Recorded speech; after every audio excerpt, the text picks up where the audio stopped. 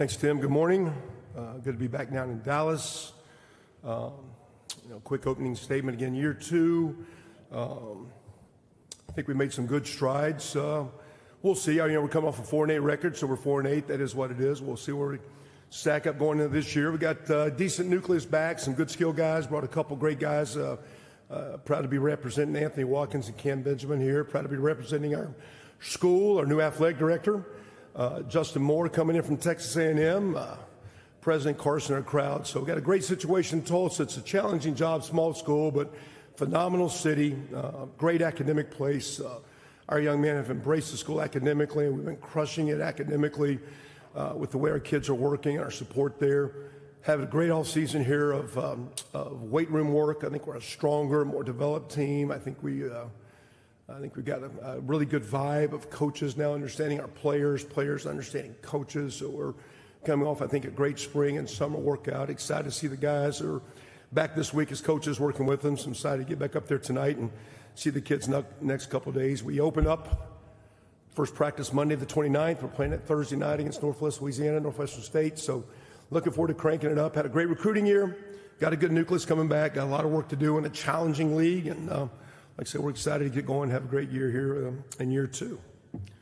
So questions? All right, as we get ready for questions, Coach, can you tell us about the two young gentlemen that came with you this weekend? Yeah, I brought, and I think looking at it, not by design, I ended up bringing two young men from the offensive side. Defensively, I like our defensive players a lot this year. I think we got some transfer players, but I don't know if they had been there long enough to maybe earn the right to be the mouthpiece or the voice yet. Got a couple players that had really good seasons coming off of, though maybe some injuries that maybe didn't play as much. A couple position change guys. So I like our core nucleus of defense, but I brought two offensive players. Both those guys are graduates of Tulsa. Cam Benjamin last year finished the year, I think, one of the leading receivers in the league, and our leading returning receiver, I think, with 47 catches. Was a team captain last year. He's from Cedar Hill. He's a graduate of TU. He's got an MBA from TU. He's starting his second master's as a sixth-year player. Mother's the athletic director down at Cedar Hill. His father coaches down there, so he's a local kid, and great to have him here. And then I brought Anthony Watkins. Initially, I was going to bring a defensive player. I was going to bring Cam as a team leader, but I started looking at Anthony. Just graduated this past year. When I got there, he wasn't academically ineligible. He's probably grew as much as a man, as a person, and his lifestyle, his habits, the way he's living.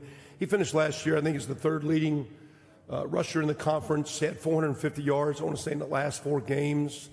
I think last year we played our way into shape. He played his way into practicing well. I think this year he's going to start. He's coming off of what looks like has been an excellent summer. So I think Anthony shapes up to have a great senior season. And Anthony is from Fort Worth, so brought two Dallas area kids. We did sign, I think, 12 kids out of the Dallas Metro last year, 11 the top 100 by the Dallas Morning News. So I think we signed the most Dallas kids of any team in the nation last year. So we love the football in Oklahoma, the football in Tulsa, but we do complement it greatly with Texas high school football. And like I say, it's great to have two Dallas natives down here for the media days here down here in DFW.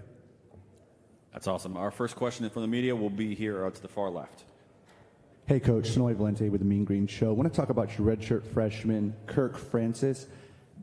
He displayed some greatness in some small windows that he did play. How has his game grown through spring football? Again, Kirk had a chance. He came in. When we got there last year in December, Coach Spurrier and myself, we didn't feel comfortable not knowing some of the guys to maybe go with a high school quarterback. We'd have him for sure. Kind of recruited Kirk to be a scholarship player, but we got him to come in as a top walk-on. He had several opportunities at other schools to walk on. He had several opportunities at the FCS level with scholarships. But when he came in, he battled really hard on the scout team. He didn't show up until summer, so he didn't have spring ball. But by midseason was playing as good as anyone. And with a couple injuries we had, we were able to play him the last 4 games. He was able to redshirt. He came in the second half of the Charlotte game. But I think he finished those last 4 games averaging, I think, 295 yards a game passing. I think he threw for 345 in his first start at Tulane and gave us a chance in a close game that we couldn't ever get over the hump against those guys. They're a great team, but played well. So, he's got good anticipation. He sees the field. He can process, and it's for a young guy. Like, some guys are smart, but they can't see. Kirk can see, he can process, he can come over and tell you what he sees. I think he distributes the ball well. Now, we're not going with him as a starter yet. He's played 4 games. Cardell Williams has played 6 games. Very, very talented player. A 3-year starter at Spring Westfield down in Houston, a great program. So Cardell very much in the mix. And a year ago, we had our other quarterback that wanted to transfer at the end of the season. We weren't going to take a transfer. We were going to stay with our guys. Cardell did have a shoulder injury. As we came through spring ball, he started throwing, and he was having some issues with his shoulder. And we just felt he could have practiced, but he wasn't going to practice well. So we shut him down, and we cleaned up a minor shoulder injury. He looks great right now. So he and Kirk are battling, but that forced us to maybe look at a transfer, and we're able to bring in a young man by the name of Cooper Laga, who has 15 starts at Utah State. So we got a competition going on. We're not trying to be coy. We're not waiting to the last minute. I just want to see how these guys evolve through summer. Summer still, even though you're doing team activities, it's still not true football yet. I want to see how these guys manage the summer, how Cooper added, how Kirk kept coming on. I think Kirk finished well. I think Kirk is doing great. I think your question was about Kirk. I think he's setting up to have a very strong year for us. I think he can be a really very good college quarterback. But I'm very happy with that room right now, and I think we've got some options. And then we brought in Corey Dennis, who had been the quarterback coach at Ohio State the last handful of years, and he's worked with CJ and Justin, and we go back and move Coach Spurrier to a skill position and create room for Corey. So I think Coach Dennis is a nice add, helping Kirk in our room there. So love Kirk, like the way he's doing. He's still young, but he's got a great future. Next question will be in the back in the left center. Chris Woolman, Reddit r/CFB. Coach Wilson, the University of Tulsa has recently received something like, I think, $38 million in donations. How do you see that impacting the football program in particular?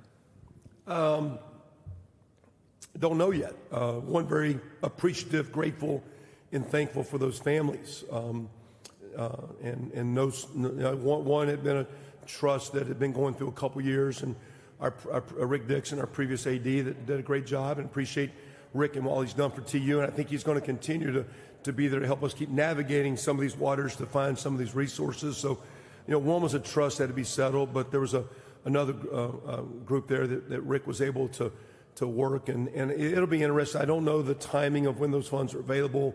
Sounds like some of those are set to go for maybe funding the scholarships, but would maybe then free up some money. But as we move forward in college athletics, college football in particular, you're going to need resources, and to get those 2 large things were nice. But I think, like President Carson said, we're just getting started, not just with athletics, but our school. It's a great city. We have a small school, but a strong alumni, successful alumni base. And I think we've got some leadership that's going to work to not be pushy, but continue to find ways to enhance a great campus and the great athletic programs that we have. Any other questions for Coach? Up there to the far right. William Goodwin with the Frisco Bowl. You talked about playing yourself into shape last year, and obviously you're coming off a 4-8 season. What are some of the steps you've taken to kind of improve on last year and prevent the same start again? Well, again, last year, I think the initial deal, having been a head coach before, and you're, quote, creating your culture, the first thing, change is change. Change doesn't get you better. Doing something different is not necessarily best. So you're trying to figure out, the best way to do things. So last year was a little bit of trying to figure out the school, the environment, the academic piece, the scheduling of classes, the support staff, the strengths and weaknesses of those support people, and how to help those people as they're helping our players. I think the key more than anything, I think a year ago, is that we have a great connection with our team.